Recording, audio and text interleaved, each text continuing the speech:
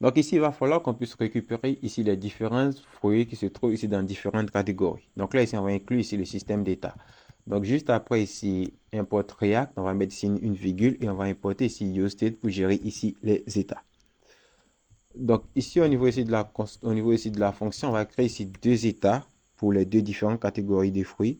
Donc là, on a ici les fruits à pépins. Donc je peux appeler ça pépin fruit items. Et ici, la fonction de mise à jour, ça sera ici set pépin fruit items. Et on dira que par défaut, elle utilisera ici un useState.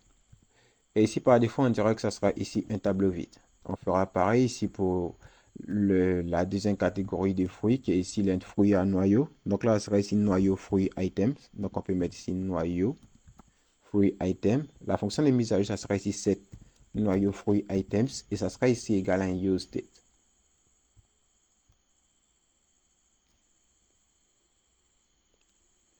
Ensuite, ce qu'on va faire, c'est que là, on va vouloir ici passer ici ces fruits, les deux différents fruits dans les catégories initiales.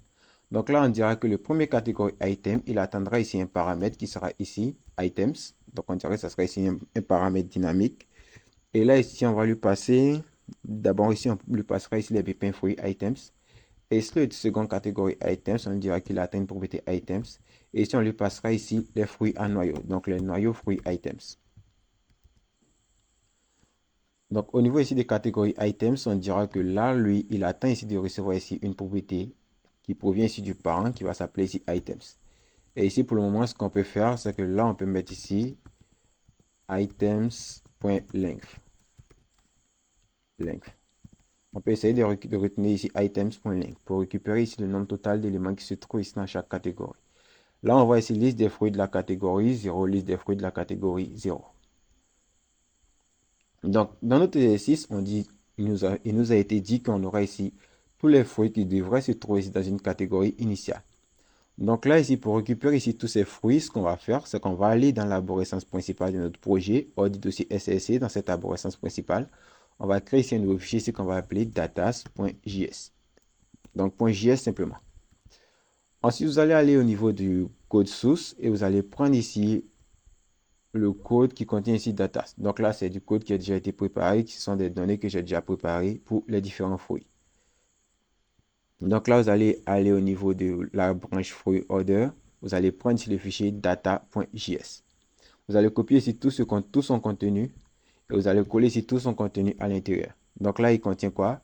Il contient ici les fruits qui correspondent ici à la catégorie noyau, les fruits qui correspondent ici à la catégorie pépins uniquement. Et ici, la plupart ici des fruits qui sont mélangés. Donc là, les fruits qui n'apparaissent, les fruits des différentes catégories qui ont été mis ensemble.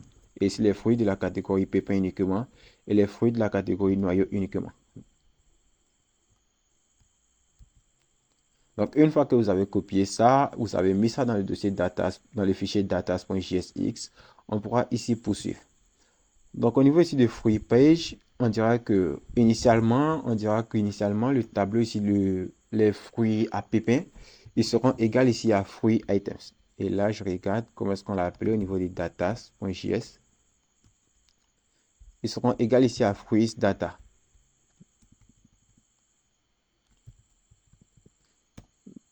Donc, on pourra ici dire qu'ils seront égaux ici initialement ici à fruit data. Et là, n'oubliez pas ici d'importer ici fruit data selon ici votre ordre. Si vous avez fait comme moi, vous mettez 2.2.2. Pour qu'il aille 3 fois en arrière, datas. Et vous ne précisez pas l'extension et il va récupérer ici les fruits. Donc, si on fait c'est qu'on retourne sur notre interface et qu'on retourne sur notre projet, vous allez voir que liste des catégories des fruits, ici initialement, vous aurez 16 et ici vous aurez 0. Ce qui veut dire qu'il peuple ici la première catégorie, c'est avec tous les fruits qu'il a. Et ici, il ne met rien ici dans la seconde catégorie. Donc là, ici, on se peint un peu. On ne sait pas ici, cette section correspond à quelle catégorie de fruits et cette section correspond à quelle catégorie de fruits. Donc là, il va falloir créer ici une propriété qui va permettre de contenir ici le titre ici de la catégorie. Donc là, on peut dire que ici, au niveau des catégories items, on peut créer ici une nouvelle propriété qu'on va appeler ici title. Et ici, pour ce title, ça sera ici fruits à pépins. Donc là, on dirait que ça sera la plupart des fruits à pépins qu'on aura passé. Et ici, pour ce deuxième catégorie item, on aura ici un title. On aura ici un title qui sera ici à qui sera égal ici à fruits à noyau.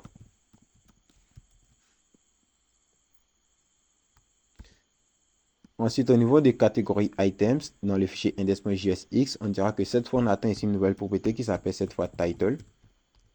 Et ici, plutôt que de faire liste des fruits de la catégorie, on mettra ici title. Title. Et là, si on enregistre ce qu'on retourne ici sur notre interface, on aura ici fruits à pépins 2.16, fruits à noyau 2.0. Donc, on réussit à récupérer ici les différents fruits, les différents titres correspondants. Donc là, ici, j'ai un surplus qui apparaît à cause ici de mon éditeur. Donc encore une fois, au niveau des catégories items, on va vouloir styliser ici la catégorie. Donc ce qu'on va faire, c'est que l'on va venir faire ici un clic droit. On va créer ici un nouveau fichier de module qui s'applique uniquement qu'à ces styles, avec ici le style.module.css. Et ici, on peut dire qu'on peut importer ici catégorie item style from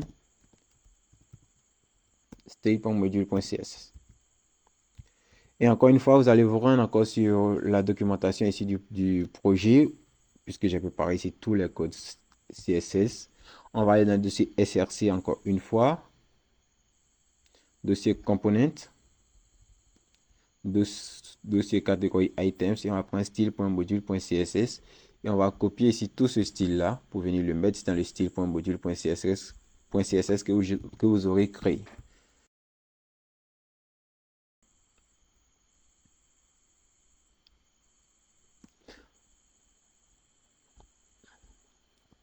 Donc, une fois que ça c'est fait, on va maintenant passer ici au style. On dira que pour la div qui sera parente, on aura ici catégorie item style, point, et la classe qu'on voudra lui appliquer, ça sera ici la classe content. Ensuite, ici pour le header, on dira qu'on va la mettre spécialement dans une div. Et ici, cette div, elle doit avoir ici une classe. Donc ici, on mettra ici un class name. Et ici, cette class name, ça sera égal ici à catégorie item style. Et ici, je vais voir la classe qu'on peut mettre. Et ici, je pense qu'on a créé, j'ai créé ici une classe que j'ai appelée header. Voilà. J'ai une classe ici que j'ai appelée header. Donc ici, point header. Là, ça peut sauter. Et là encore, on peut dire qu'on aura ici une div encore qui sera ici pour le contenu. Donc là, on aura ici une class name et ça sera ici catégorie item style. Point content bottom. Voilà. Et là, je vérifie que content bottom existe. Item, content bottom. Ok, ça existe. Donc, si on fait ce qu'on a enregistré, qu'on retourne ici sur l'interface, on aura ici notre écran qui apparaîtra. On aura fruits à pépins, fruits à noyau, et on aura ici cette petite zone qui est censée ici rendre ici les différents fruits plus tard.